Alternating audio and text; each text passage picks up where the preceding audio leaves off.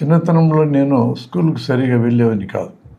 ఎలాగైనా నన్ను స్కూల్కి పంపాలని మా అమ్మ మా అన్నకి ఇంకొక అబ్బాయికి అప్పచెప్పి స్కూల్కి పట్టుకెళ్ళాలంటే చేతులు కాళ్ళు పట్టుకొని జంతువుని తీసుకెళ్ళేవాళ్ళు.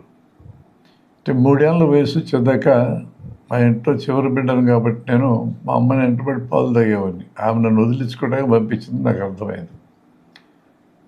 అంత చిన్న వయసులో ఆ కాలంలో స్కూల్కి ఎవరు వెళ్ళేవాళ్ళు కాదు. 5 ఏళ్ళు దాటితేనే స్కూలు. టీచరు అని పలక మీద రాయించి దిద్దురా అన్నాడు. బాగా దిద్దాలు చూడన్నాడు. 2 సార్లు దిద్దేటప్పటికి నాకు అర్థమైంది. బల్పాన్ని అడ్డం పెట్టి దిద్దితే ఇంతలాగా కనపడేది అక్షరం. 2-3 సార్లకి ఆయన కూడా గమనించాడు, వీడు బురిడి కొట్టిస్తున్నారా అని. ఒక నెల 1 గంట సేపు స్కూల్లో కూర్చోవటం, బయటికి పరిగెత్తుకురావడం, స్కూల్ ఎదురుగా పోతురాజు పోలేరమ్మ విగ్రహాలు ఉంటే ఆ విగ్రహాల ముఖాన్ని అక్షరాలు ఏవో ఉంటే అటు చేతితో ఇటు దిద్దడం, కాసేపు ఆట, అంతా ఆటే. ఇంటికి వచ్చేవాడిని.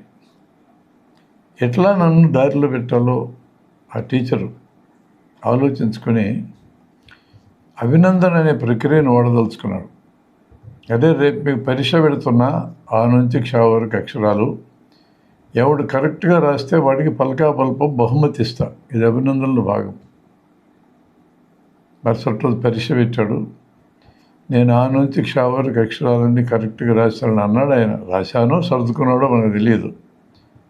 తెల్లారేటప్పటికి పలక వచ్చింది, బల్బం వచ్చింది. పలక 12 పైసలు, బల్బం పైసా, 13 పైసలు నా మీద ఆయన పెట్టిన పెట్టుబడి. ఆ రోజు నుంచి ఎవ్వరూ చెప్పనక్కర్లేకుండా స్కూల్ తెరవక ముందే స్కూల్కి పరిగెత్తేవని. 2 సంవత్సరాల్లో అదే టీచరు 4 తరగతులు నాకు నేర్పించాడు.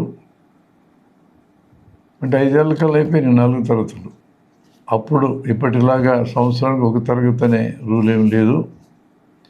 ఒక అభినందన నా జీవితాన్ని మార్చేసిందని నాకు ఇప్పటికీ ప్రబలంగా గుర్తుంది.